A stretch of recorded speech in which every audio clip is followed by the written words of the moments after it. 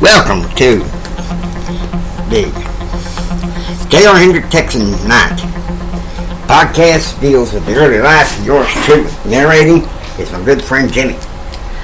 We are doing the Catfish King and his Ailing son, Part 3.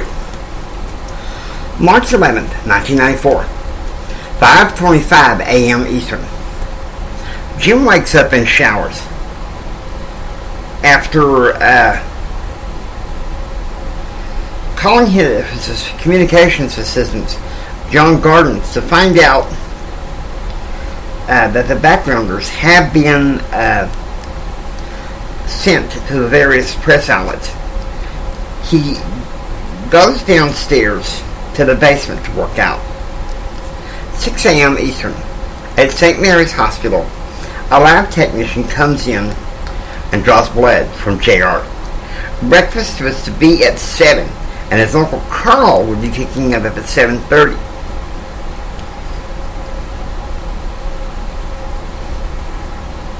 With the Dr. Demetrius Nelson already signed the discharge papers. 7 a.m. Central. A nurse's aide brings in JR's breakfast tray. An omelet with sausage, biscuits, and orange juice. JR is happy to have the last hospital breakfast before Uncle Carl would come pick him up in 30 minutes. His father had called on his cell phone while driving in the blinding snow in Washington, D.C. to tell them to rush the discharge papers. 7:30 a.m. Central. After being wheeled out in a wheelchair, JR gets into the back seat of Carl's minivan. Carl straps him in, and they speed off to the airport. Meanwhile, an hour ahead in Washington, D.C., Jim is looking over the backgrounders that have been released to the media and prepping his remarks for today's press conference at 11 a.m. 7:45 a.m. Central. JR and Carl arrive at the airport, where pilots Mike and John, along with cousin Joe, meet him at the airport. Hey, JR. Chad White from prep school is driving Ken to Galveston, Joe said. Well, let's get this luggage in here. Takeoff is in 30 minutes. Gotta beat the snowstorm coming in from Durant, Mike said. 8:15 a.m. Central. The Cessna taxis down the runway, heading for Dallas, Texas. The sun-script sky was the calm before the storm, as a snowstorm would hit Lubbock at 11 a.m. JR also found out that it was freezing cold today in Gainesville, but that Curtis, the caretaker, would light a fire for him. 9 a.m. Central. The plane arrives at Love Field as Curtis takes JR and Joe's luggage to put in the car to drive to the house in Gainesville. 8:15 a.m. Mountain. In El Paso, Elizabeth is having breakfast with the family of her son Thomas. Amy Kathleen is talking excitedly about her year in Washington. Just hope she don't get corrupted by those politicians, Elizabeth said. Relax, Diane Thomas' wife said. We trained her well, and Betsy has applied for her to have administration to He Is Risen University. She scored high on the SAT. She's a shoo-in, Mother, Thomas said. Now, We depart for Acuna at 1 today. 10 a.m. Eastern. In Washington, Jim is having a press conference about small business and health care. Clearly, he states his concern about the increased payroll tax and how this might be a big hit on small business. 10:50 a.m. Eastern. Back in his office, Jim is deliberating over tomorrow's press conference, where backgrounders and news releases will be given. He congratulates Jeff for well orchestrating the press conference. Then he picks up the phone to call Betsy. I'm glad that press conference is over. But I got one more tomorrow.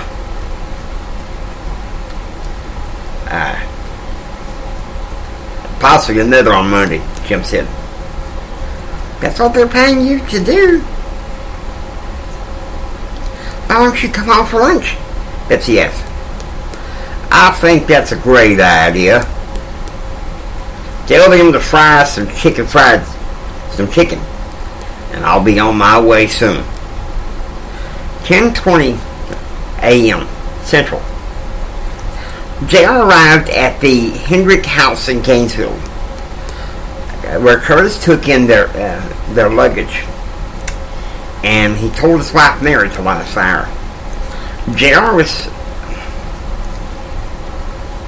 told with his father gone, he could have the master suite of the house.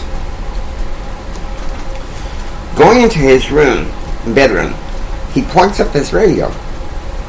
He then goes into the living room and turns on The Price is Right.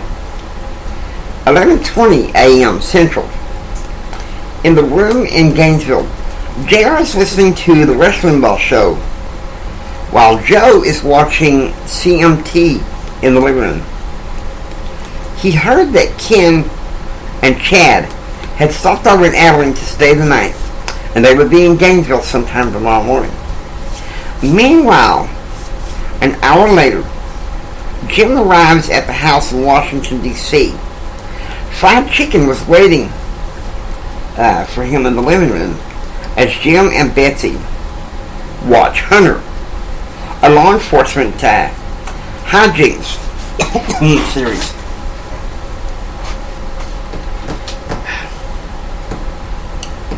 $11:40 a.m. Central.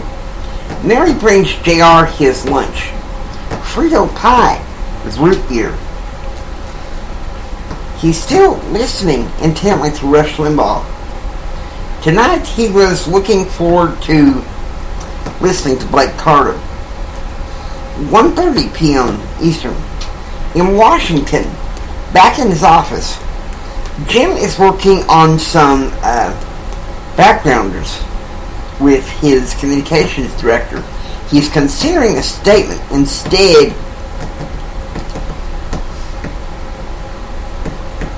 of a full press conference. 2 hours behind in El Paso, Betsy was having a tilapia lunch on the 92-foot houseboat called the 666.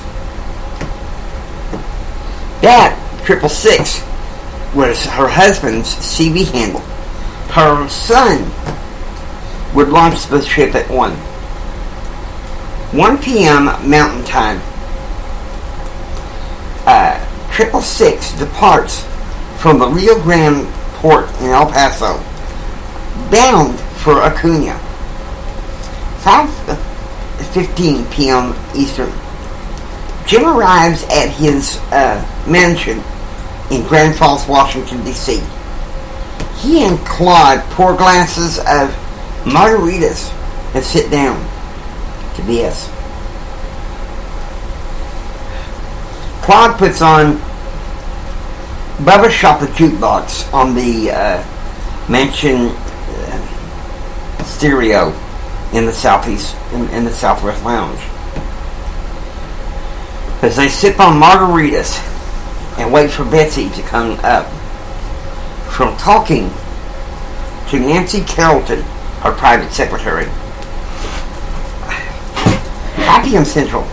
The Blake Carter Show is on, and he makes this pronouncement.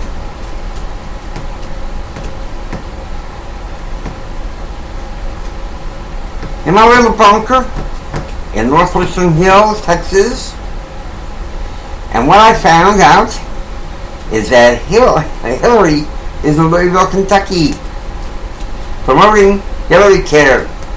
This is something any sensitive American don't want.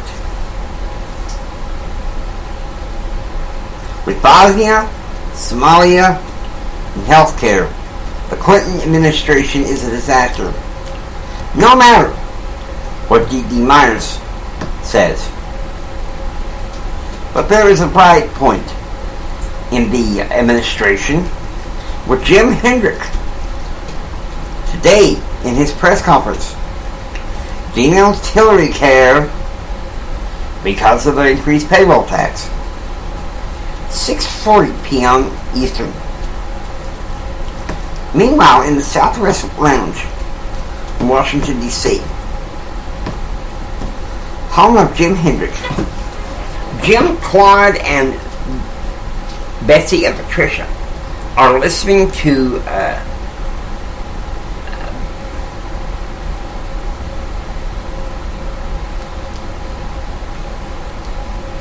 Burning Candle by Bill Haley. Betsy thinks about JR resting comfortably in their home in Gainesville, Texas. Betsy was going to call Curtis and Mary to see if he was okay, but Jim said that he would call him sometime tomorrow. Claude switches the stereo to a hot song released in 1973, Hell Lady by Brooke Meredith, released in 1972.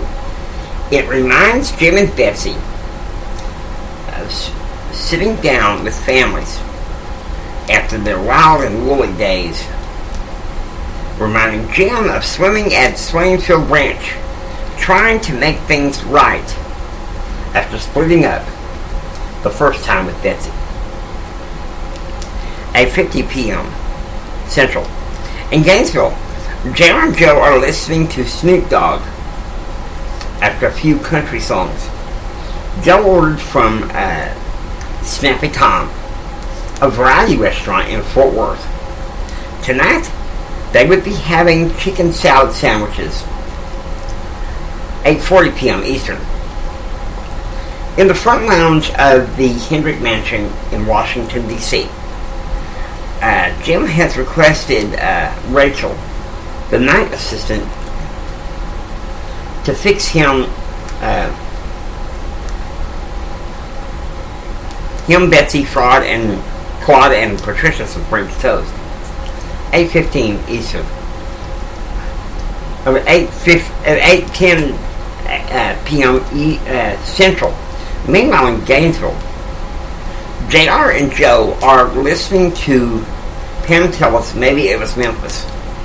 JR recalls Holly Hawthorne breaking up with him, and him eyeing Ruthie Miller from the Starline Club. Plenty of guys wanted her back then. Maybe even Brad. Your friend Brad needs to grow up, Joe said. Seriously, no lady will have a dude who don't visit his down and out friend in the hospital, or even just call him. Forget Brad. As soon as Kim and Chad get here tomorrow, we're going to have fun, Jared said. Seriously, man. Hang with guys more your element. That's why you lost Karen Kreider